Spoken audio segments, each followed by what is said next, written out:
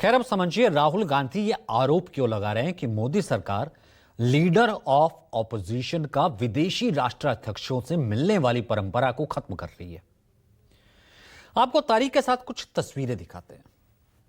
दो तस्वीरें आप देखिए। ये दोनों तस्वीर साल 2000 की हैं। एक तस्वीर में रूसी राष्ट्रपति व्लादिमीर पुतिन अटल बिहारी वाजपेयी से मिल रहे हैं। दूसरी तस्वीर है सोनिया गांधी की, जिसमें वो उनसे मुलाकात कर रहे हैं। पहली तस्वीर 2 अक्टूबर 2000 की है, जब पुतिन ने नई दिल्ली में उस वक्त के प्रधानमंत्री अटल बिहारी वाजपेयी से मुलाकात की थी। अब इसके ठीक एक दिन बाद 4 अक्टूबर 2000 को पुतिन सोनिया गांधी से मिले थे। उस वक्त सोनिया गांधी देश की लीडर ऑफ ऑपोजिशन थी और व्लादिमीर पुतिन का बतौर राष्ट्रपति ये पहला दौरा था। अब 2003 की तस्वीर देखिए। पहली तस्वीर जो तब के प्राइम मिनिस्टर यानी कि अटल बिहारी वाजपेयी की है, इजराइल के तत्कालीन पीएम एरियन शारोन से मुलाकात कर रहे हैं। सेकंड फोटोग्राफ एरियन शारोन की सोनिया गांधी से मुलाकात 10 सितंबर 2003 की, दिल्ली की, जब देश में वाजपेयी जी पीएम थे और Sonia Gandhi leader of opposition. अब यह परंपरा आगे आते हैं मनमोहन सिंह सरकार, वहां पर भी बरकरार रहती है। एक तस्वीर आपको दिखाते हैं, मनमोहन सिंह बराक ओबामा आते हैं, उनसे मिल रहे हैं।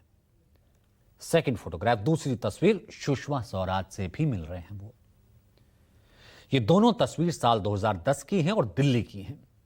पहले 7 नवंबर 2010 को तत्कालीन पीएम मनमोहन सिंह से मिले थे बराक ओबामा। फिर अगले ही दिन 8 नवंबर 2010 को तत्कालीन नेता प्रतिपक्ष leader of opposition Sushma Swaraj से मिले थे ओबामा। उस वक्त बराक ओबामा अमेरिका के राष्ट्रपति थे।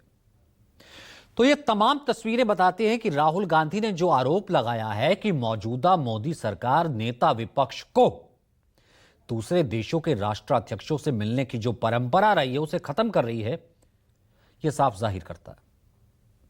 हालांकि इसके पीछे भी बीजेपी अपना तर्क दे रही है। पॉलिटिकल बात लड़ाई इंडिया में करे वो उसका कोई प्रॉब्लम नहीं है, लेकिन प्रदेश में जाते हैं, यूएस में जाते हैं, कहीं भी जाते हैं तो भारत सरकार की और देश की टीका करने का काम करते हैं। इसीलिए मान लो कि सरकार उसको कोई भी ओपोजिशन पार्टी वाले को रोकती क्यों है, तो उनके व्यवहार वर्तन से रोकती है। व्यवहार वर्तन सुधारे तो कोई सवाल नहीं है। कांग्रेस के टाइम में ओपोजिशन वाले थे, वाजपेयी थे, अडवाणी जी थे, तो वो सरकार की फेवर करते थे, वहां जाके अच्छी बात करते थे कि हमारी सरकार ये कर रही है, हमारी सरकार ये कर रही है। ये नेगेटिव बात करने वाले आदमी को सरकार सही में दूर ही रखे, उसमें कोई गलत नहीं है।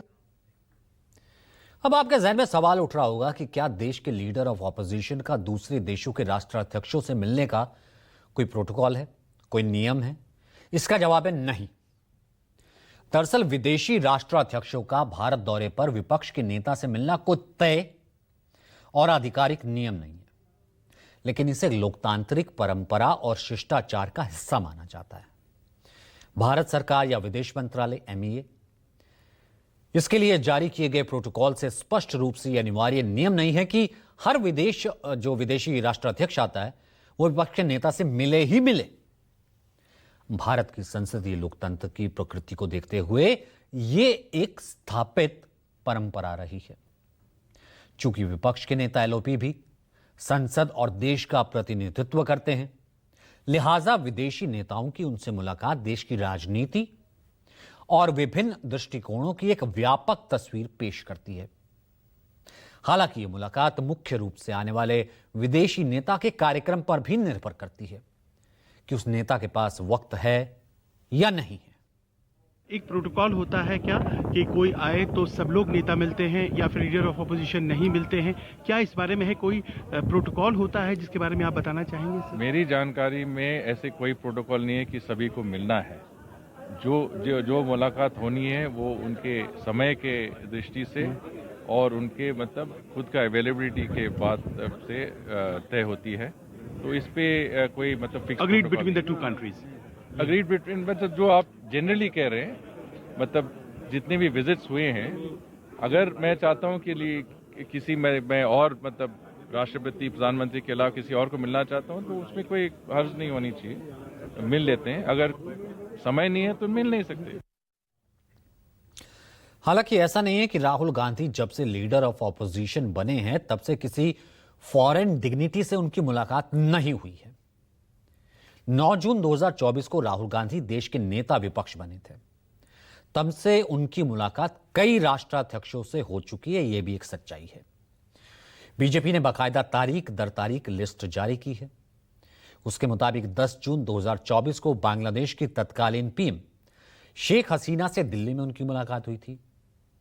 1 अगस्त 2024 को वियतनाम के पीएम आए थे दिल्ली, तब राहुल मिले थे।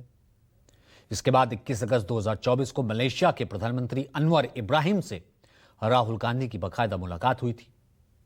फिर 8 मार्च 2025 को न्यूजीलैंड के पीएम क्रिस्टोफर लक्सन बाकायदा एलओपी के नाते राहुल गांधी की मुलाकात हुई थी। और अभी कुछ दिन पहले ही 16 सितंबर 2025 को मॉरिशस के पीएम नवीन चंद्र राम गुलाम से भी राहुल गांधी मिल चुके हैं।